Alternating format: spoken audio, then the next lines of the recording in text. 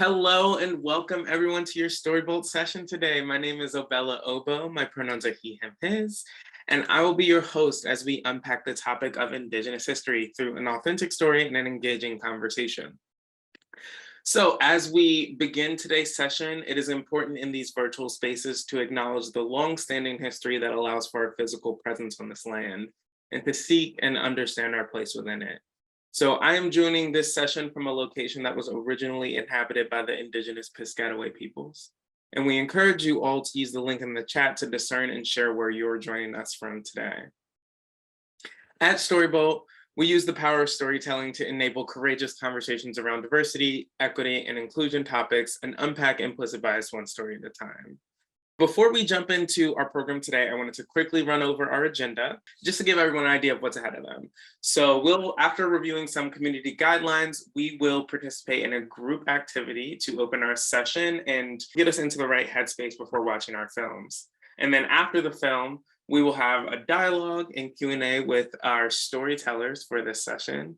And then after that Q&A, please don't leave us. We will be engaging in some calls to action around support, and then we will have one last engaging activity before we close out the session. So before we move into that session, let's take a moment and prepare our minds and hearts for what's to come. This is a critical step that is essential to breaking down our barriers and moving into a place of empathy and curiosity. There are 4 community agreements that we'll use as our guiding principles today. So let's take a quick second to examine them. First and foremost, we want to say have a critical curiosity, right? Leave your assumptions at the door. Never make guesses about another person's thoughts or intentions, but instead ask with a critical curiosity. And that leads to the point of what's said here stays here, but what's learned here leaves here. And by that we mean, if folks feel free enough to share, please keep that in the confidential space, but take the lessons that you gain from here out of this room. And to that point about sharing, it's okay to start first drafts. Conversations like these involve so many different, thought places. You'll be all over the place. And it's okay not to have your thought perfectly together before you share it, or your question perfectly together before you share it, right? It's okay to name it as a first draft and workshop it as you go. And then our final community guideline is be present and okay with non-closure. We're not going to solve all our issues today, but we want to devote our energy to showing up in this space as the most intentional and authentic version of ourselves. And I've noticed folks sharing in the chat where they are coming from. I really love that. Feel free to continue to look at the Native Land site, figure out where you're coming from, and also just take a look at it. It's a really awesome site. I became sort of obsessed with it a little bit when at a previous role, and I think it's just really awesome. Okay, so as we move forward, I also want to point out that we have closed captioning available for those who might need it in the session. But we are going to kick off our event with an engaging activity just to activate our learning muscles and put us in the lens for our upcoming film. So to do so, please use the QR code on your screen, the link in the chat, or go to slido.com on your phone and enter the code 305918 or 3059816 and input your answers. But we're going to do a little bit of a word cloud, and just to get ourselves into this headspace of what was your first interaction with Native American or Indigenous identity? And that could be anything from Pocahontas to an actual intentional connection in your community or neighborhood. Family, absolutely. We are expecting there to be some connection to Indigenous America as we go through this. Movies, for sure. Like I said, Pocahontas, some folks will say like Gone with the Wind, anything along those lines. Close friends, relatives, of course, those people who are in our direct circles. I see feast day. I'm going to take a guess and say that that's like Thanksgiving and around like Thanksgiving lore, which is definitely something that we can dissect as we go through the process. Films, movie, TV. Oh, your city name. That's really interesting, right? Like the areas that we're involved in that might be directly related to this. Some live performances. I love that. Some folks have that Indigenous background. State fairs, history class, cartoon characters, parents, the states that we're in, absolutely media across the board, early childhood learning, names of mountain ranges. I have a very close friend who has hiked large chunks of the Appalachian Trail, and that has been a lot of their education process. Work in town, awesome, awesome, awesome. I love this. And we're going to continue to dissect where those first interactions are rooted in, and are there inaccuracies or are there fuller stories to be gleaned from those early interactions with our Indigenous backgrounds. All right, I'm going to go ahead and jump us on to our film screening. So we are going to move on to our film screening portion of the session. We are going to be watching a 28-minute film called Whitewashed: The Ethnic Cleansing of America. Since the 1870s, Native Americans have been subjected to attempted cultural genocide through forced conversions to Western religions, forced separation of their children for re-education in the boarding school system that created trauma and dysfunction within the Native communities over 5 generations, and a purposeful devaluation of their culture through the curriculums of history and popular culture. A lot of the stuff that we just talked about. This film explores the lasting effects of these assaults on Native culture and how they are still ingrained in the dominant culture today. I do want to give a little bit of a content advisory, as you see on the screen. The film contains references to substance abuse, child abuse, sexual assault, and suicide that can be triggering for some. So viewer discretion is advised. And we also want to use that as a vehicle to have difficult conversation. And to that point, once the film starts, we encourage you to put your Zoom into full screen, remain on mute, and enjoy. But more than that, we would also like to encourage you to share your thoughts in the chat while you watch. Tell us how you're feeling, tell us what you're thinking, tell us what strikes you, tell us what's powerful, what's impactful, any of that good stuff. If there are any issues, contact us directly in the chat, and you'll see the StoryBolt team title, so you can contact StoryBolt team directly. And in about 28 minutes, we will continue the conversation with our storytellers, Dave Taylor and Dr. Anton Treuer. Welcome back, everyone. Thank you. That was amazing. I really love that film a lot. It touches on so much. I'm very excited for the conversation that is ahead of us. So I want to jump right into it. I would now like to invite you to join a conversation with whitewash storytellers Dave Taylor and Dr. Anton Treuer. Dave Taylor is a media producer and owner of Cool Brick Studios and Stop, Drop, and Roll Productions in Carbondale, Colorado. His documentaries have premiered in New York at the Wildlife Conservation Film Festival and in Aspen at the Shining Mountains Film Festival. His film, Whitewashed: The Ethnic Cleansing of America, won Best Documentary at the Santa Fe Film Festival in 2019. He is currently in production with a narrative period film based on his own short story. And Dr. Anton Treuer is a professor of Ojibwe at Bemidji State University. Dr. Treuer has written several books and presented all over the world on topics like everything you wanted to know about Indians but were afraid to ask, cultural competence and equity strategies for addressing the achievement gap, and tribal sovereignty, history, language, and culture. He has sat on many organizational boards and has received more than 40 prestigious awards and fellowships, and he is also on the governing board for the Minnesota State Historical Society. In 2018, he was named Guardian of Culture and Lifeways and recipient of the Pathfinder Award by the Association of Tribal Archives, Libraries, and Museums. Thank you both so much for joining me today. Thank you for having us. Yeah. I'm so excited about the conversation that we are about to have. But before we get started, for folks listening in, I invite and encourage you to continue to use this chat to join the conversation. Please submit your questions in the chat and we'll bring as many as we can to our guests. Should you wish to submit an anonymous question, please send it directly to Team StoryBolt. But I'll kick us off with a couple of questions. Let's start off with a classic StoryBolt question for both of you, which is, why are these types of films and narratives important, just at a base level? Dr. Treuer, I'm going to throw that to you to start. You know, first of all, thank you everybody for joining us today, and to all of the folks who worked so hard to organize the event. You know, Indigenous people and people from really every marginalized group experience contradictory pains around hypervisibility and invisibility. Hypervisibility, racial profiling, things like that, and invisibility and marginalization, not being seen. I think it is really important that we empower people from marginalized groups to tell their own stories.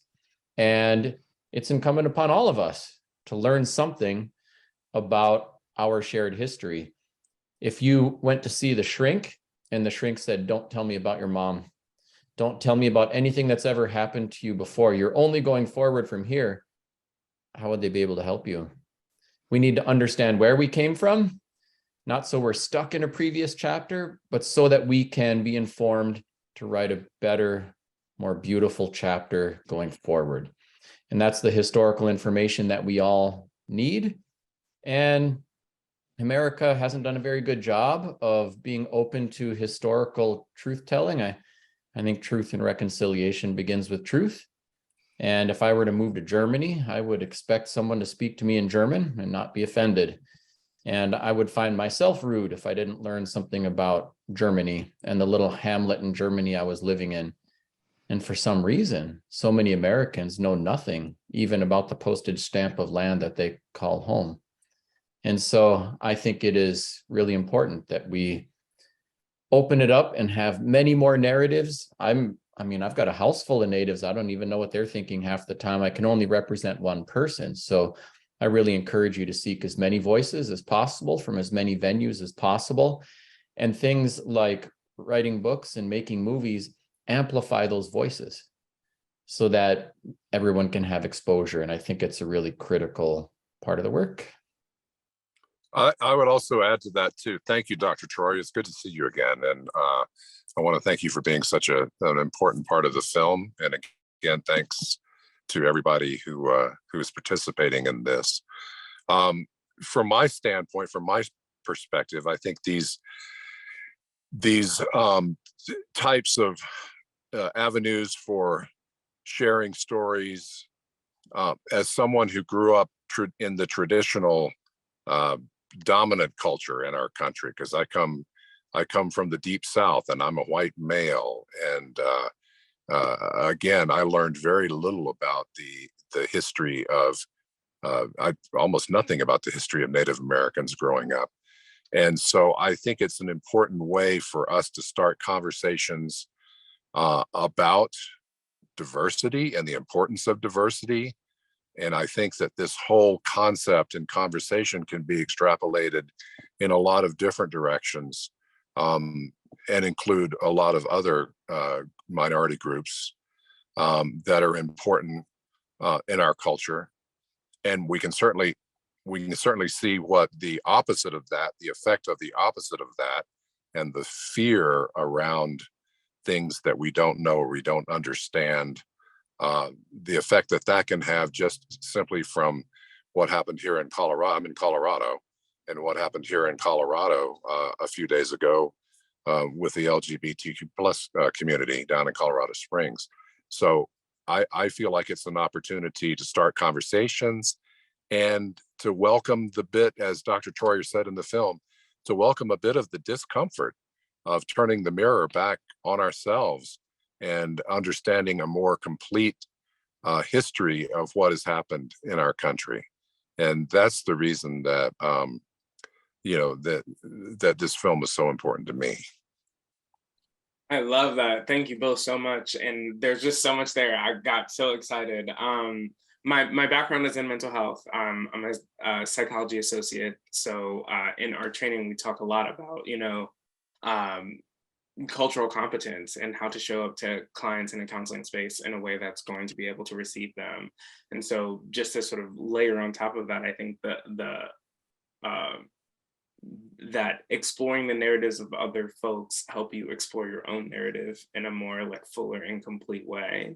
And it opens you up, just to sort of round this out into like a workplace context, right? It opens you up to the idea that there are going to be such a diversity of experiences and that there's no way but to, throw yourself into them in order to meet them where they are. And I really like that. And I like the way that it also asks us to really challenge ourselves and challenge the beliefs that we have and all that stuff. And that actually ties into a question that just popped up in the chat that I think is a great question, a great way to sort of kick off our conversation a little bit further. Haley They ask, as I travel, I find myself being more critical about the perspective that the history in museums and organizations is portrayed.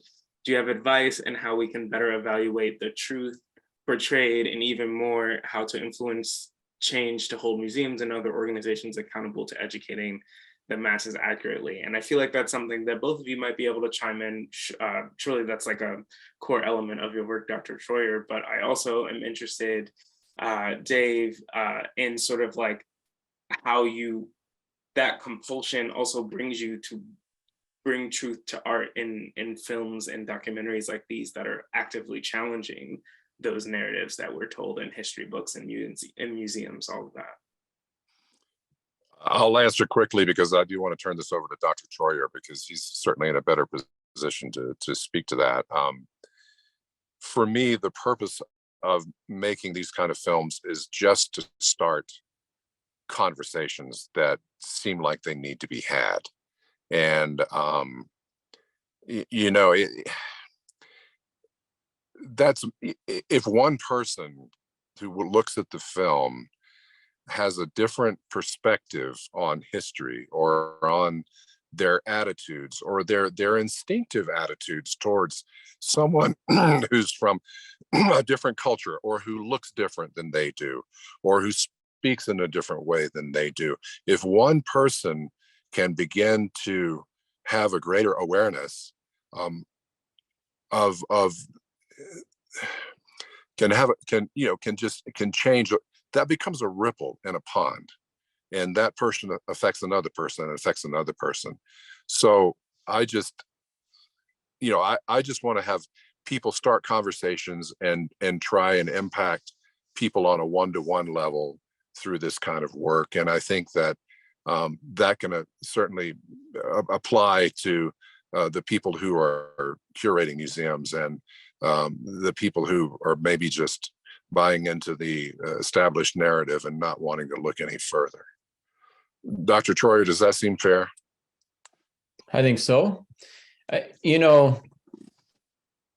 When what would happen if the gender equity team was 100% comprised of men? You'd be missing some vital perspectives and the optics wouldn't be so good. What happens when the racial equity team is 100% white folk? And you have the same problem. I think for the most part, a lot of these institutions, museums and so forth, have been, predominantly white and largely male and often older. I'm on the governing board for the Minnesota State Historical Society, and they're saying, almost everybody who's coming through the door is old and white. And you want to figure out how to have a business plan that's palatable and exciting for young people.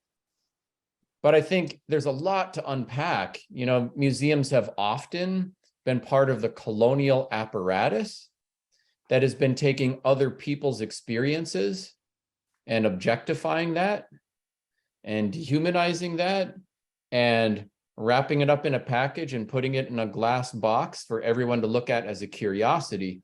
All of those different layers of treatment dehumanize and disempower.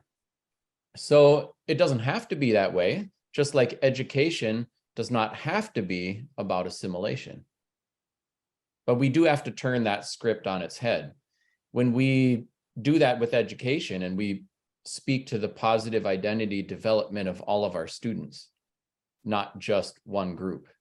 When we provide opportunities for people in a Native context to learn about their own language, culture, and history, then that can turn education from an oppressive practice into a liberating practice. And we can do the same thing with museums and other organizations and institutions too, by empowering people from often marginalized groups to be part of the truth telling. And I think what films like this and any important piece of information that provides counterpoints can do is it can get us talking about, thinking about, provide counterexamples to those dominant narratives so we can start to shift and change things. And often there is resistance. This is the day of culture wars and, racial reckoning. And, we've got Confederate monument coming down and, re-examinations of all kinds of things. And that causes a special discomfort for some people. I think for some people, there's a fear of white erasure and things like that. And so there's resistance and pushback. At the same time, I think people can smell BS and do want truth and also want to understand one another and get along. So these institutions can also play a powerful role in making that possible. So I do feel like, we need to be understanding about all of that, but it's just like cultural appropriation. If your experience is led by Native people, that's very different than if it's Native inspired, right? And museums have often done the Native inspired or curiosity seeking stuff, but not all, and not all in equal measure. And there's some really great examples, that I think can point the way, and we can keep the pressure on, and we can keep the opportunities to learn and grow accelerating. So that's an important part of the effort. By the way, you guys can call me Anton, that's fine. And I love that. I couldn't agree more. And I think that there's also this air of like healthy skepticism. But on the other side of that healthy skepticism is a like replacing judgment with curiosity. So how are we in every way that we can, in every space that we can, asking for forthright, like honest, vulnerable truths about whatever is happening? And how are we questioning, as soon as we go into a space, like, is this true, right? Like, are all the voices represented here, as often as we can, and not thinking that interjecting that question or interjecting that interrogation of the circumstance is, I don't know, something to be ashamed of, something like against the culture. I think that I'm hearing that, and what both of you are saying is that, like, in the getting comfortable with the uncomfortable has to come some level of bite, maybe. Yeah, I certainly agree. And, I don't know, if we expected being a parent to always be comfortable, then as parents, we would be completely miserable and most people wouldn't even reproduce. But our expectation is that parenting will be uncomfortable. There will be fevers, there will be puke, there will be up all nights, there will probably even be cranky teenagers. And because that's our expectation, and we fall in love with our kids, then we will endure the discomforts, and it can be one of the most beautiful and rewarding experiences in a person's life. Part of the issue in dealing with justice is that we have an expectation for racial comfort. And as a result, we resist even a conversation. What would it look like if we didn't just fall in love with our kids, but we fell in love with justice?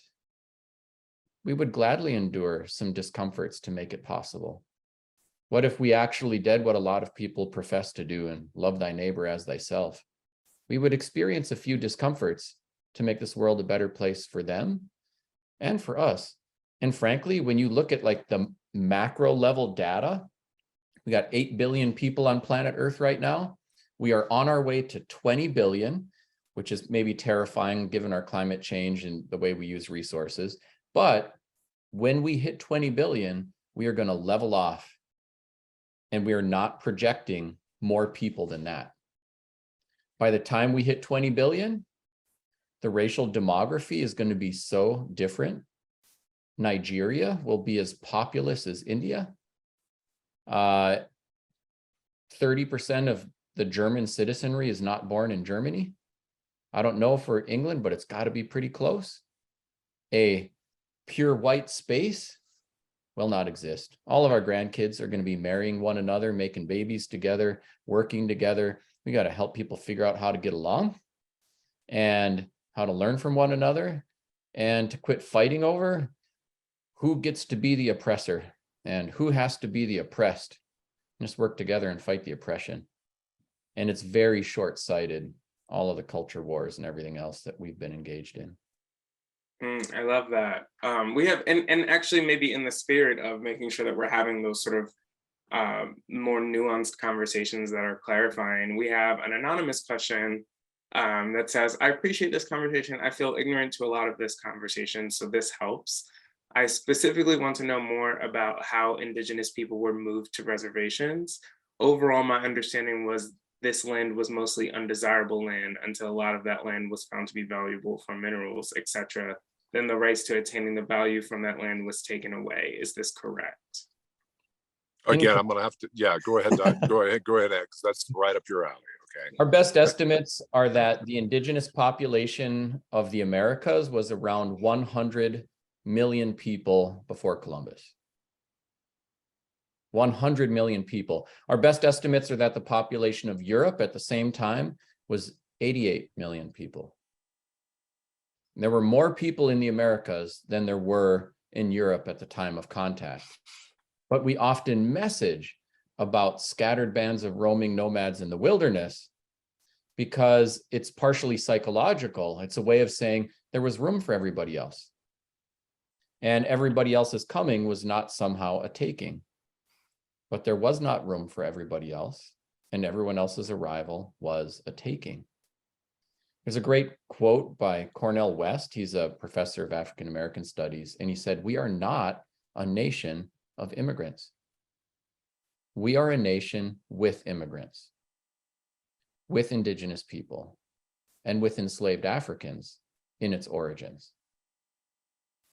And to do the "we are a nation of immigrants" thing is to marginalize and render invisible the genocide and so forth on Native people, and also the fact that there are 30 million Black Americans who are the descendants of human beings who were brought here against their will, not as willful, willing immigrants. And so I think it's important that we tune into how we phrase and frame things. I can see there are a couple other great questions popping up in the chat too. And one of them is about like, how do we get more information? How do we extend this conversation? And so, over the past 20, 30 years, there have been so many Indigenous authored books. I'm going to drop in the chat a link to my website. I've got a resources for teachers link on there that's got lists of Indigenous authored books. There are all kinds of them. There are lots of YouTube creators if you want free info. There are numerous authors. In fact, the latest winner of the Pulitzer Prize is a Native American author. There are so many different kinds of information. I think if we know enough to know that there's something we don't know, it's time to lean into that. Let's ask questions. Let's be curious. To Obella's comment too, I think it's really important that we speak not just to being competent, cultural competency, but cultural humility. To say, all right, I'm never going to totally master everybody else's culture, but I'll be humble enough to ask some questions. It's through no fault of our own that we all got a sugar-coated version of Chris Columbus in the first Thanksgiving. But here we are, and we know there are actually human beings, and we should actually pay attention to their stories and narratives for their benefit and everyone else's. And it's time to lean in and be brave. And I think sometimes we're so conflict averse that we become communication averse. But being brave, leaning in, being willing to experience a little bit of discomfort, it's like when you go to the gym, right? That doesn't always feel comfortable. But if you go again, it starts feeling a little bit better. And if you acclimate to it, then it can actually feel good. And then you really start getting stronger. Yep. Share and sneeze with us. That's All true. I'm going to jump in with another question from the audience. It looks like we have about 5 minutes left, so maybe we can squeeze in another question or two. But we have a question from the audience that said, as a Native person in the corporate world, do you have advice as for the best way to try to communicate to leadership about issues that come up where we celebrate or speak based on whitewash history, which can be painful and at times traumatizing? And I'm going to layer a question on top of that, perhaps after you answer, Anton, for Dave. if you could talk a little bit about the space that you created for the folks who shared in that film, and what maybe contributed to that being a safe space for them to share, in hopes that leaders can also be like model behaviors that are inviting their employees to share a bit more. Okay. You want to take the first question, Anton? About the You go right ahead. I'll jump in environment? after. Make sure I Okay. don't crash the rest of the time. I was very fortunate when I was making this film to have a co-producer who is Native, and you saw him in the film. His name is Anouk Bald Eagle. So we did this together, and you know, as a Native himself, that gave me the opportunity to converse and approach the people that you saw in the film in a safe and comfortable space, because he was with me. Had he not been with me and I was trying to do this on my own, I think it would have been a lot more difficult, because I didn't have the cultural awareness. I didn't have the cultural education. I come from, you know, what in our country is the dominant society. And like I said before, I had no real history to go on to except for what I had researched. But that started even after we did some of the interviews. So the safe space that I was able to create was only because I had someone with me as an entree and as a liaison, and who provided a good head start in the education of what his people had gone through to me when we started on this project together. So the only other thing I wanted to add really quick, and then I'll turn it over to Anton. I grew up with the word assimilation being something good, that, hey, you know, we're doing great things by bringing these people in, and these other people, these other cultures in, and turning them into what we are, because we've done such a wonderful job. And you know, it was only through this project that I started to realize that the word that I think we need to be using is integration, because integration allows the cultures of the people who are coming together to remain intact. And nature thrives on diversity, and diversity is a wonderful thing. And you know, that message becomes the pebble that I spoke of before, that launched this project, that launched these conversations that I hope will continue. Yeah, that's awesome. Yeah, I'm noticing that there's going to be an info packet shared out and some follow-up with everybody, because there's some questions about how do I get access to the film or more extension activities. So I think that's an important question there. You know, to Katie's question about, you know, how do I navigate this stuff in the corporate universe? It's really even beyond that. It's in any place we end up in mixed company. I would say, on the one hand, as a Native person, you don't have to stifle your story, your truth, and your concerns, but it is difficult in those environments. I think one of the things I have found successful, frankly, a lot of humans have a lot of pride. And when you call someone out in mixed company, you usually get a very vigorous defense. Something that I've found helpful is pulling someone aside and saying, hey, I just want you to be aware we are doing business with all kinds of diverse populations, and there are some potholes out there, and I want to point them out to you so that you can avoid stepping in them, to avoid either personal embarrassment or whatever. And I think sometimes that can be I'm on your side helping you navigate, as opposed to shame on you for something. And usually that's going to be more productive when redirecting someone.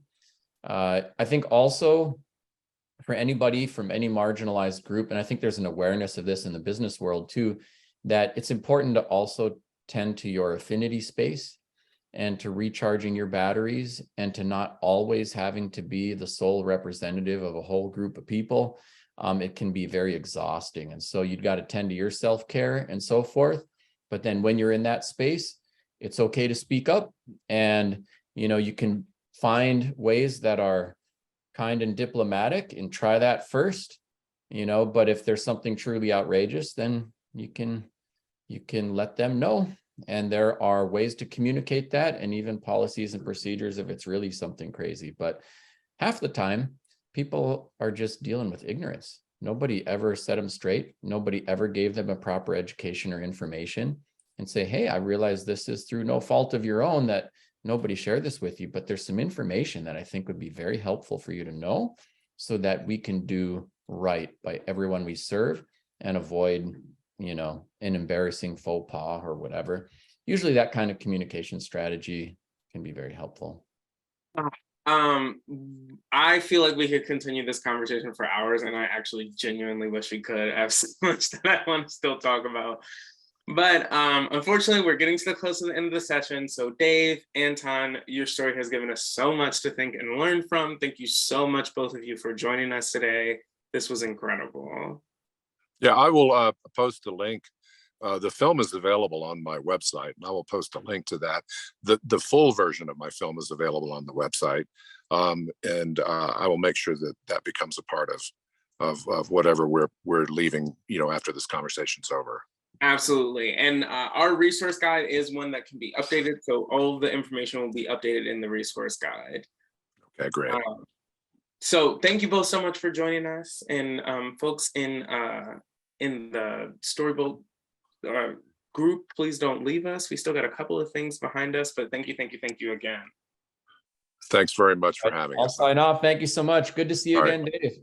Hey, you as well, Anton. Take care. Bye-bye now. All right. So with our 7 minutes left, we're going to run through as a first act of allyship. We would love to gather your feedback as well as give you an opportunity to speak to your leaders directly and anonymously about what you need in your DEI training and programming. So please follow the link that has come in the chat to get access to the survey. And that is also a place where we've had started a lot of really amazing conversation in this session. And that's a place for you to also have a little space to dig into it a bit more, or maybe talk about ways that you'd like it to continue within your organization. Then additionally, I want to draw your attention to the resource guide and point to the What's Next session at the bottom, where you can find suggestions on how you can take action and continue your journey in unpacking and confronting your biases and those in your environment. Because we all know information and inspiration are the first steps, but change is not possible without action and making conversation. And that's what we're doing here. And we will also make it a point to update our resource guide with all of the really great information that has come through the chat today, and ideally with some additional information that might answer questions that came through. And then we are going to close out our event with one final activity. So if you can pop back over to that Slido, or feel free to use the QR code, go to slido.com, whatever might work best. But I would love for folks to just throw into that box, moving forward, how will you combat the appropriation and erasure of Indigenous culture? And whether that is, very specific intentional acts or broad takeaways, I would really love to, get folks into the mindset of, what has this been for y'all? What are you taking away from this experience? How are you going to impact change moving forward? Accurate education, that's a key one. And as we said, we're gonna add in the link to Anton's site so that folks have access to maybe more books and resources that can help them interrogate the education that they've received thus far and question the native imagery that they're engaging with. And to do that on their own time at home, those home history lessons, what are you doing with the spaces outside of these spaces to help be a part of change in your environment? Share your experience and knowledge. I think that's a big one. I hope folks also are feeling somewhat empowered after this space, especially if there are Indigenous folks who are already well aware of this and maybe haven't felt comfortable engaging in that conversation with their peers. They feel more liberated to do so. Or anyone else who has already done that research and done that internal work and are looking to share that with their peers, right? I think the important thing is that we remember that this is about a level of collectivism and coming together. Take action, help more, no blame for lack of education. I think that's a big one. I think we can get into a habit of shaming as a byproduct of our frustration and our eagerness. And so we really want to lean into calling people in, I love that learn our history has come up enough that it's such a big thing. We really need to learn our history. And I think, as we said at the beginning of the session, that helps us help ourselves as much as it helps us help others. And I think that cyclical nature of learning our narratives and our history is really the generator for change that we're looking for. Speaking of, I want to make sure I didn't miss anything. Be an intentional learner and be an intentional listener, accept being uncomfortable. There's just so much good stuff that we're seeing in here. Ooh, and a great book in the chat. Pulled a quote from Braden Sweetgrass, which is an incredible book. If you have not read it, please throw it on your wish list. It's really great. Despair is paralysis. It robs us of agency. It blinds us of our own power and the power of the earth. Restoration is a powerful antidote to despair. It is not enough to grieve. It is not enough to just stop doing bad things. I love that. And that actually is a great transition. So we are going to do one last quick star rating of this experience, if you don't mind, really quickly on that Slido. This is private, it won't be displayed, but we just want to know how you're feeling on a scale of 1 to 5. How do you feel about this session? And then finally, I want to thank you all for engaging in this amazing conversation about Indigenous history. I'd like to end the session with a quote from Dr. Anton Treuer from the film. If you've come here to fix me or to do an act of charity, then you are wasting your time. If you've come here because you realize that your liberation and my liberation are inextricably linked, then let's get started. So from all of us at StoryBolt, thank you for attending our session today and have a wonderful rest of your day.